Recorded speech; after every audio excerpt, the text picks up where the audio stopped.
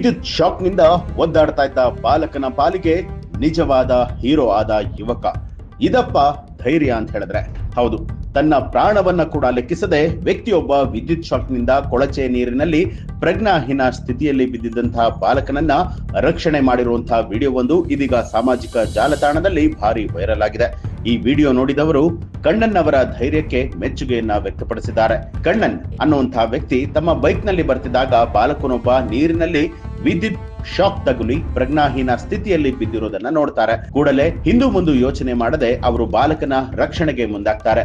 April 16ನೇ ತಾರೀಕು ಜೇಡನ್ ರಯಾನ್ ಅನ್ನುವಂಥ 9 ವರ್ಷದ ಬಾಲಕ ವಿದ್ಯುತ್ ಶಾಕ್ ತಗುಲಿ ಪ್ರಜ್ಞಾಹೀನ ಸ್ಥಿತಿಯಲ್ಲಿ ಕೊಳಚೆ ನೀರಿನಲ್ಲಿ ಬಿದ್ದು ಒದ್ದಾಡ್ತಾ ಇರ್ತಾನೆ.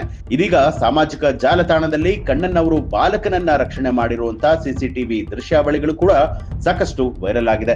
ಕಣ್ಣನ್ ಅವರ ಧೈರ್ಯ ಹಾಗೂ ಮಾನವೀಯತೆಗೆ ಭಾರಿ ಮೆಚ್ಚುಗೆ ವ್ಯಕ್ತವಾಗ್ತಾ ಇದೆ.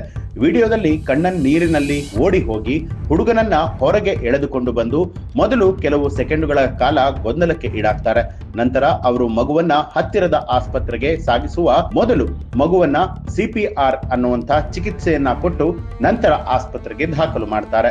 ಈ ಯುವಕನ ಧೈರ್ಯದ ಬಗ್ಗೆ ಈಗ ಸಾಕಷ್ಟು ಮೆಚ್ಚುಗೆಯ ಕಮೆಂಟ್ಗಳು ಬರ್ತಾ ಇದ್ದು, ಈ ಬಗ್ಗೆ ತಮ್ಗೆ ಏನನ್ಸುತ್ತೆ ಅನ್ನೋದನ್ನ ನೀವು ಕೂಡ ಕಮೆಂಟ್ ಮಾಡಿ ತಿಳಿಸಬಹುದು. ಹಾಗೆ ಯಾರೆಲ್ಲ ಇನ್ನೂ ಕೂಡ ನಮ್ಮ ಚಾನೆಲ್ ಅನ್ನ ಸಬ್ಸ್ಕ್ರೈಬ್ ಮಾಡಿಲ್ಲ ತಪ್ಪದೆ ಸಬ್ಸ್ಕ್ರೈಬ್ ಮಾಡಿ ಬೆಲ್ ಐಕಾನ್ ಒತ್ತಿ.